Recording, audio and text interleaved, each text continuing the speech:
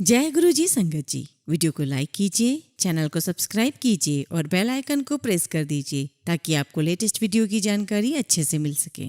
जय गुरु जी संगत जी। संगत जी, क्या आप जानते हैं सत्संग का अर्थ क्या है? सत्संग का अर्थ है परम सत्य की संगति, या गुरु की संगति, या व्यक्तियों की ऐसी सभा की संगति जो सत्य सुनती है, सत्य की बात करती है और सत्य को आत्मसात करती है। गुरुजी के सत्संग में प्रत्येक भक्त सत्संगी होता है, जिसमें दुखियों को संदेश देने की क्षमता होती है। इसमें कोई आश्चर्य नहीं है कि यहाँ पर संगत को लगता है कि सुना जा रहा सत्संग उनकी खुद की आप बीती है ना संगत जी? आपको भी ऐसे लगता होगा। जी हाँ, यहाँ अब हम एक ऐसे ही सत्संग की कथा सुना रहे हैं। दिल्ली के श्री अरुण सहगल अंकल, जिन्हें सिर में ब्लड क्लॉटिंग के लिए हॉस्पिटल में एडमिट कराया गया। हालांकि उन्होंने कभी भी गुरुजी के दर्शन नहीं किए थे। एक भक्त जो सहगल अंकल को जानते थे, उनसे मिलने पहुंचे और बातों ही बातों में उन्होंने गुरुजी के बहुत सारे सत्संग शेयर किए, उनके बारे में वर्णन शुरू कर दिया। वो यह स्वयं में एक सत्संग था। जानते हैं कैसे? सहगल अंकल द्वारा सत्संग सुनने के बाद डॉक्टर ने देखा कि वो जो ब्लड क्लॉट्स हैं वो ब्रेन से चले गए हैं। यह चमत्कार सुनने के बाद उस भक्त ने सहगल अंकल को बोला कि उन पर गुरुजी की बड़ी कृपा हुई है और अब उनको चिंता करने की कोई आवश्यकता नहीं है। लेकिन सहगल अंकल ने समझा कि ये कोई गुरुजी कृपा नहीं है, बल्कि एक संयोग है। अगले दिन डॉक्टर ने अंकल को बुलाया और उनके ब्रेन में जाती हुई एक नस में बहुत सारे ब्लड क्लॉट होने की संभावनाएं बताई और बहुत सारे टेस्ट करने के लिए बोल दिया। और डॉक्टर ने उन्हें मेडिकल ट्रीटमेंट एक्सप्लेन करते हुए बताया कि आगे का इलाज बहुत क्रिटिकल होने वाला है। उस जगह कोई भी होता तो ऐसे ही टेंशन में आ जाता। इसी प्रकार अंकल और उनके परिवार भी टेंशन में आ गए, बहुत चिंतित हो गए और गुरुजी से सहायता के लिए विनती करने लग गए। जब अंकल को हॉस्पिटल से छुट्टी मिल गई तो उनका पूरा परिवार गुरुजी के पास गया। 3-4 बार गुरुजी के यहाँ आने के बाद गुरुजी ने सहगल अंकल को लंगर चखने को कहा और उसके बाद गुरुजी ने उन्हें पूरी तरह स्वस्थ घोषित कर दिया। गुरुजी के वचनों की सत्यता तब सिद्ध हुई संगत जी, जब सहगल अंकल ने फिर से अपने सारे टेस्ट कराए और उनके सारे रिजल्ट्स नेगेटिव आए। जय गुरुजी। इस तरह सहगल अंकल ने मात्र सत्संग सुना और उन्हें गुरुजी ने अपने शरण में ले लिया। मैं गुरुजी से यही प्रार्थना करती हूँ कि सभी संगत को आप नित नए सत्संग सुनाएं, नित नए सत्संग का अनुभव करवाएं और अपना आशीर्वाद दें। जय गुरुजी। शुक्राना गुरुजी। जय गुरुजी संगत जी।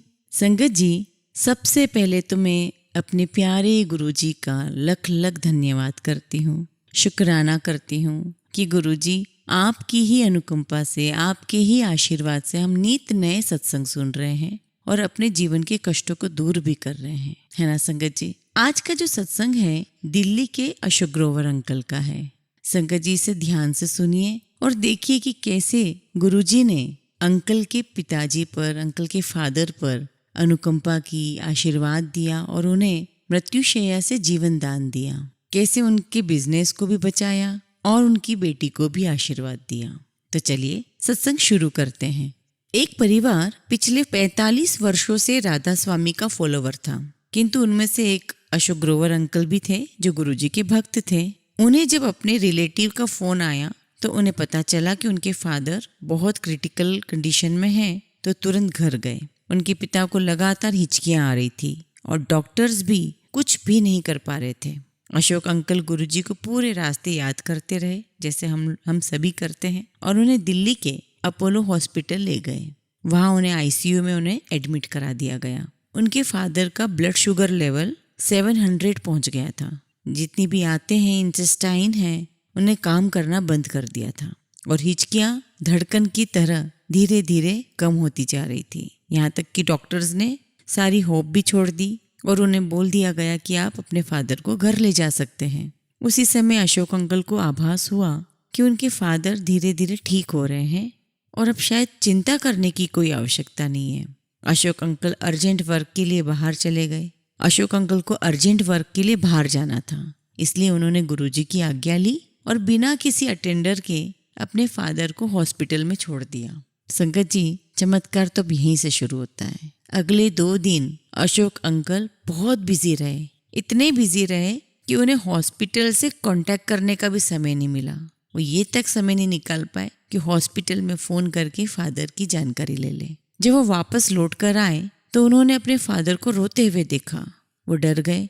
कहीं उन्हें ऐसा लगा कि कहीं मैं पापा को 2 दिन के लिए छोड़कर गया हूँ, इसलिए तो घबरा तो नहीं गए। उनके मन में विचार आया ही था। उनके फादर ने उन्हें रोने का कारण बताया और उन्हें आश्चर्य तब हुआ जब उनके फादर ने पूछा कि क्या वो गुरुजी के पास गए थे।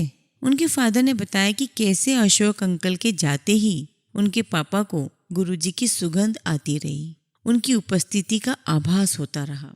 गुरुजी ने कहा, होर वाई राधा स्वामियों की हाल ने तेरे। पिता ने कहा कि उन्हें बाबा जी, संग जी, राधा स्वामियों के जो प्रमुख होते हैं उन्हें बाबा जी कहते हैं।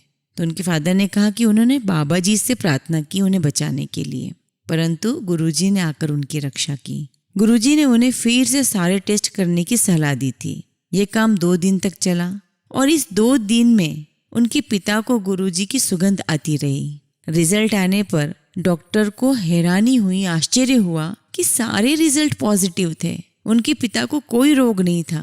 उन्होंने एक इंसुलिन की इंजेक्शन की सलाह तो दी, पर अशोक अंकल के फादर ने मना कर दिया और उन्होंने कहा कि मुझे अब तुम्हारी मेडिसिन में कोई विश्वास नहीं है और उन्हें अब सबसे बड़े चिकित्सक डॉक्टर यानी कि गुरुजी के परामर्श पर ही भरोसा है। 1 सप्ताह के बाद अशोक अंकल के फादर गुरुजी के पास आए तो गुरुजी ने वही शब्द कहे, होर वाई राधा स्वामियों की हाल ने तेरे। फिर गुरुजी ने उन्हें बताया कि कैसे उन्होंने उनको नया जीवन दिया है। यह देखकर कि गुरुजी ने कैसे परिवार प्रमुख की रक्षा की थी, पूरे परिवार के सदस्य भी गुरुजी के पास आना शुरू हो गए और ये अनुभव किया कि वह स्वयं ईश्वर के संरक्षण में है। संगत जी, देखा कैसे गुरुजी ने अंकल को बेड से उठा दिया, नया जीवन दान दिया। ठीक ऐसे ही उनके बिजनेस को भी फ्लोरिश किया।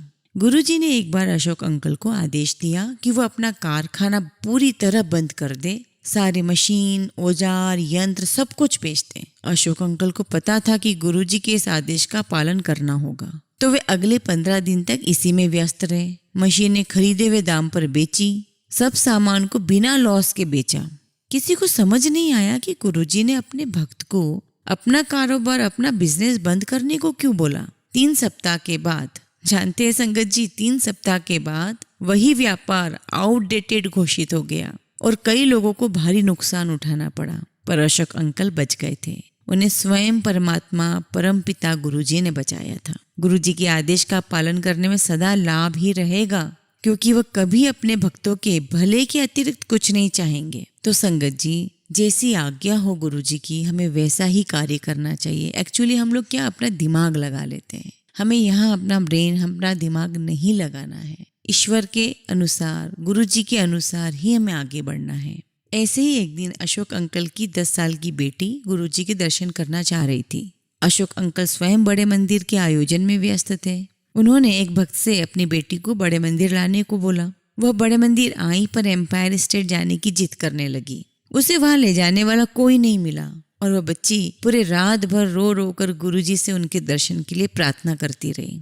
अगले दिन सबको आश्चर्य रहा कि गुरुजी स्वयं बड़े मंदिर पहुंच गए। अशोक अंकल ने जब उन्हें बताया कि उनकी बेटी रात भर उन्हें याद करती रही, तो गुरुजी मुस्कुराए और बोले कि इसी के कारण तो वो उनसे मिलने आए हैं। गुरुजी की दया से उनकी बेटी अपनी हर कक्षा में, हर क्लास में फर्स्ट आई और तब से एक सदा प्रतिभाशाली बच्ची रही है। तो संगत जी, आपने देखा किस प्रकार अशोक ग्रोवर अंकल की पूरी फैमिली पर गुरुजी ने ब्लेसिंग्स दी हैं। सिर्फ हमें विश्वास करना है और अपना दिमाग नहीं लगाना है। संगत जी, इसी प्रकार गुरुजी की श्री चरणों में रहकर हमें उन पर विश्वास करना है और उनके श्री चरणों में ध्यान लगाना है। गुरुजी हम सब पर भी ऐसी ही कृपा करें। जय गुरुजी, शुक्राना गुरुजी। संगत जी, हम पिछले 5 सालों से अचार का काम कर रहे हैं। अगर किसी को भी घर का बना हुआ अचार चाहिए हो, जैसे आम का अचार, नींबू का अचार, मिक्स अचार, करेले का अचार, तो ऐसे कोई भी अचार अगर आपको चाहिए तो आप हमें नीचे दिए गए नंबर पर कांटेक्ट कर सकते हैं।